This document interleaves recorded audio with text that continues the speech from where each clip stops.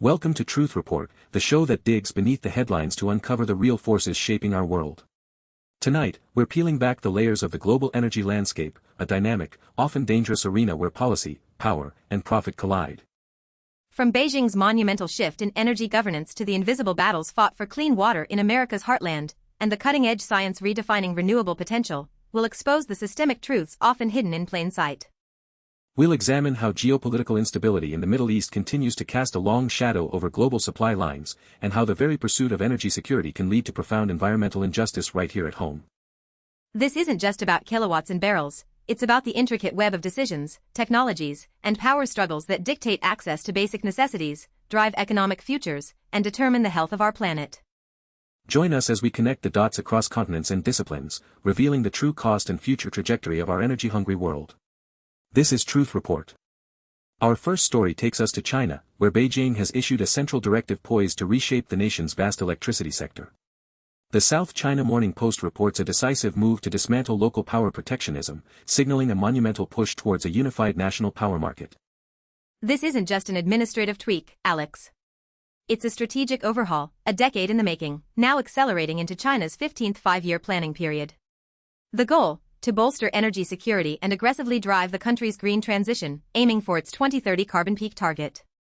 For years, local governments have exerted significant control over regional grids, often prioritizing local generators and creating inefficiencies. This fragmentation led to mismatched supply and demand, with some regions facing power shortages while others had surplus capacity they couldn't export. It was a barrier to national energy optimization. Indeed, the administrative walls, as SCMP puts it, have hindered the efficient dispatch of power, particularly from renewable sources often located far from major consumption centers. A truly unified grid is crucial for integrating intermittent solar and wind power effectively and ensuring consistent supply nationwide. This centralization allows Beijing to allocate energy resources more strategically, supporting critical industrial hubs and ensuring a more stable national supply. It also empowers the central government to enforce its decarbonization agenda more directly, pushing cleaner energy sources onto the grid without local resistance. Think of it as Beijing asserting ultimate control over the very arteries of its economy. By breaking down these local fiefdoms, the central government gains unprecedented leverage to direct investment, dictate pricing mechanisms, and prioritize national strategic goals over regional self-interest. Who stands to benefit most?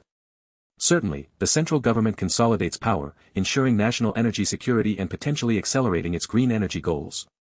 Large state-owned power companies with national reach will likely see increased efficiency and economies of scale. Regions with energy deficits will gain access to more reliable power. Conversely, local power companies accustomed to protectionist policies and local subsidies could face fierce competition or even consolidation. Regions that previously hoarded energy resources, perhaps at the expense of national efficiency, will lose that autonomy. It's a clear win for central planning, a potential loss for local economic exceptionalism. The broader implications are profound. This move underscores China's commitment to state-led economic development and its ambitious climate targets, even if it means disrupting established local interests. It's a testament to the immense power structures at play when a government prioritizes national transformation. It also sends a clear signal to global energy markets. China's ability to efficiently integrate massive amounts of renewable energy through a unified grid will impact global demand for fossil fuels and accelerate the development of green technologies on an unprecedented scale. Turning our attention to a region perpetually at the nexus of geopolitical and energy instability, a UN report brought to light by Al Jazeera reveals chilling details. Several assassination attempts have reportedly targeted Syrian President Ahmed al-Sharaa and top ministers. This report details 5 foiled plots by ISIL, highlighting the persistent, brutal struggle for power in a country already devastated by conflict. While the summary provided for this 2026 report describes future events, its implications for regional stability and energy security are immediate and critical. The sheer number of attempts, even if foiled, underscores the fragility of the Syrian regime and the ongoing operational capacity of extremist groups like ISIL. Such persistent threats ensure the region remains a tinderbox, perpetually on the brink of wider conflict. Syria, strategically located and historically significant for oil transit, remains a critical piece in the puzzle of Middle Eastern energy geopolitics. Any escalation or further destabilization there sends ripples through global energy markets, impacting oil prices and supply chain reliability. The report suggests ISIL's continued intent to sow chaos and undermine state authority. This isn't just about political power, it's about control over resources, trade routes, and the ability to disrupt the very flow of energy that powers economies worldwide. Such intelligence, even if forward-looking, serves as a stark warning to the international community about the enduring threat of terrorism and its capacity to destabilize governments. It also reveals the persistent struggle to maintain any semblance of order in post-conflict zones like Syria. Who benefits from this protracted instability? Certainly, extremist groups like ISIL thrive in chaos, using it to recruit and expand their influence. External powers with vested interests in a weakened Syria might also see their agendas indirectly advanced. The clear losers are the Syrian people, who continue to bear the brunt of violence and economic hardship. Regional stability is severely undermined, and global energy markets face constant uncertainty, leading to price volatility that impacts consumers worldwide. This situation exposes the brutal reality that energy security is inextricably linked to geopolitical stability. When a major transit region is in perpetual conflict, the world feels the reverberations, reminding us that the cost of instability is borne globally. The ongoing struggle in Syria, fueled by extremist groups and regional rivalries, demonstrates how fractured power structures and a lack of unified international response can perpetuate cycles of violence, with direct consequences for the global energy supply and, ultimately, economic stability. Our next investigation brings us closer to home, uncovering a disturbing truth from the heart of America's oil country. ProPublica reports on the plight of a family in Oklahoma whose drinking water became so contaminated with salt and oil that it caused sores in their mouths. What's truly shocking, Alex, is not just the contamination itself, but the state of Oklahoma's alleged refusal to investigate why. This isn't an isolated incident, it's a systemic failure to protect its own citizens from the direct consequences of industrial activity. The Borman family's harrowing experience highlights a dangerous reality. In areas dominated by oil and gas extraction, public health can be sacrificed for industrial profit. Salty, oily water isn't just unpleasant, it's a clear indicator of severe environmental degradation with grave health risks. ProPublica's investigation points to a pattern of state regulatory bodies failing to act decisively, leaving residents to suffer the consequences. When the very authorities tasked with ensuring environmental safety turn a blind eye, it exposes a profound breach of public trust.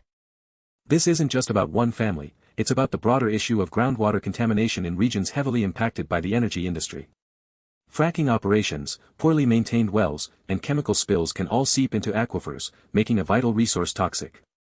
The state's alleged refusal to investigate sends a chilling message that the economic interests of the oil and gas industry may be prioritized over the fundamental right of citizens to clean drinking water. It's an example of regulatory capture at its most insidious. So, who benefits from this inaction? Clearly, the oil and gas companies that might otherwise face costly investigations, remediation efforts, and stricter regulations. They save money by externalizing the environmental and health costs onto the local community. And who loses? The citizens, like the Borman family, whose health, property values, and quality of life are irrevocably damaged.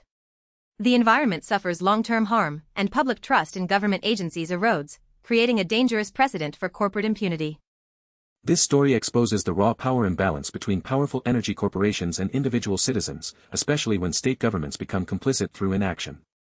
It's a classic example of energy sacrifice zones where certain communities bear the disproportionate burden of energy production. It underscores how, even in developed nations, the pursuit of energy resources can lead to severe environmental injustice and a breakdown of regulatory oversight, leaving communities vulnerable to pollution and disease with little recourse. This is the hidden cost of our energy consumption. Moving from environmental injustice to scientific innovation, our next story highlights the critical role of advanced research in managing our planet's most vital resources. A new paper on AR-14 details a groundbreaking approach to conceptual groundwater modeling of coastal volcanic aquifers. This research proposes an AI-assisted workflow designed to integrate disparate, sparse, and imbalanced hydrogeophysical features, fundamentally improving the reliability of freshwater-seawater exchange simulations. This is crucial for understanding complex volcanic terrains. The traditional methods for modeling these aquifers often fall short, struggling to capture the intricate geological complexities. By leveraging AI, scientists can create more accurate models, leading to better predictions of how fresh water interacts with encroaching seawater. Why is this so important? Coastal volcanic aquifers are often the primary source of drinking water for island communities. As sea levels rise due to climate change, these freshwater lenses are increasingly vulnerable to saltwater intrusion, threatening potable water supplies. This AI-driven approach represents a significant leap forward in water resource management. It allows for more precise identification of sustainable pumping rates and better strategies for protecting precious freshwater reserves, directly impacting human resilience in climate-vulnerable regions. This isn't just abstract science, it has direct, tangible benefits. Better models mean communities can make informed decisions about their water usage, mitigating the risks of scarcity and contamination that are exacerbated by a changing climate. So, who benefits? Scientists gain powerful new tools, water resource managers get more accurate data, and critically, the island and coastal communities relying on these aquifers gain a fighting chance against diminishing freshwater supplies. AI is being deployed for global good. There aren't clear losers in the traditional sense here, as this is an advancement. However, communities lacking access to such sophisticated technological solutions could be at a disadvantage, widening the gap in climate adaptation capabilities. This research connects directly to the broader power structures of global water security and climate resilience. It emphasizes the indispensable role of scientific innovation and technological investment in addressing the complex challenges posed by our changing energy and climate landscape. It shows how critical freshwater management is for sustainable living, a resource often taken for granted but absolutely essential for all forms of energy production, from hydropower to cooling fossil fuel plants. This technology helps secure that future. Our final story tonight delves into the cutting-edge physics behind renewable energy, specifically wind power. Another paper from AR14 presents a validation and extension of an analytic momentum availability model for wind farm flows. This research might sound highly technical, but its implications are enormous for the future of clean energy. It focuses on a key parameter called momentum availability, which quantifies the supply of momentum to a wind farm from various atmospheric mechanisms. Essentially, it's about understanding how much energy the wind can actually deliver to a turbine. By evaluating contributions from advection, pressure gradient, Coriolis effect, turbulence, and unsteadiness, scientists can refine models used to predict and optimize wind farm performance. This study directly uses large eddy simulation data to validate and extend an existing two-scale momentum theory. The goal is to make wind turbines and entire wind farms more efficient, extracting maximum power from the wind resource. Improving the accuracy of these models means wind farm developers can design layouts that minimize wake effects, where the turbulence from one turbine reduces the efficiency of those downwind. This translates into more electricity generated per square mile. In a world striving for decarbonization, every incremental gain in renewable energy efficiency is critical. This research helps push down the cost of wind power, making it more competitive with fossil fuels and accelerating the global energy transition. The primary beneficiaries here are the wind energy industry, which gains tools for better site selection and farm design, leading to higher energy yields and greater profitability. Researchers further their understanding of atmospheric physics and turbine interaction. Ultimately, the entire renewable energy sector and countries investing heavily in green infrastructure benefit. There are no clear losers in terms of wrongdoing, but perhaps fossil fuel industries face increased competitive pressure from a more optimized and cost-effective wind power sector. This research perfectly illustrates the broader power structure of technological innovation driving the global energy transition. It's a testament to how fundamental science and engineering are continually unlocking greater potential from renewable sources. It reinforces the idea that the shift away from fossil fuels isn't just a political or environmental choice, it's an economic and scientific imperative, constantly being refined by dedicated research to make clean energy solutions more viable and widespread. Maya, looking at these 5 stories, a powerful pattern emerges, one of profound transformation, stark contradictions, and relentless pressure on our energy systems. Absolutely, Alex. From China's top-down command to unify its grid for green energy, to the devastating human cost of fossil fuel extraction in Oklahoma, we see the dual nature of energy, a driver of progress and a source of profound injustice. The centralization of power in China for a national energy strategy contrasts sharply with the fragmented and failing oversight that allowed water contamination in Oklahoma. It highlights a global struggle between strategic vision and corporate impunity. And then we have the 2 AR14 papers, showcasing the quiet but revolutionary work happening in laboratories and universities. AI optimizing water resources, and advanced physics making wind power more efficient, these are the intellectual engines of a sustainable future. But this scientific optimism is tempered by the grim realities of geopolitical instability. The UN report on foiled assassination attempts in Syria reminds us that regional conflicts directly impact global energy security and supply lines, keeping fossil fuel prices volatile. The synthesis is clear: the global energy landscape is a battleground. It's where national ambition clashes with local resistance, where human rights are often sacrificed for industrial gain, and where the promise of a green future is constantly threatened by entrenched power and brutal geopolitics. Ultimately, these stories reveal that our energy future isn't just about technology or policy, it's about power. Who wields it, who suffers from it, and whether we have the collective will to demand accountability and embrace true, sustainable change. The stories we've covered tonight are more than just news items. They are windows into the systemic forces that define our world, from global geopolitics to local environmental justice. We urge you to look beyond the headlines, to question the narratives, and to demand transparency from those in power. Your awareness is the first step towards true accountability. For Truth Report, I'm Maya Clarity. And I'm Alex Truth. Join us next time as we continue to expose the truth.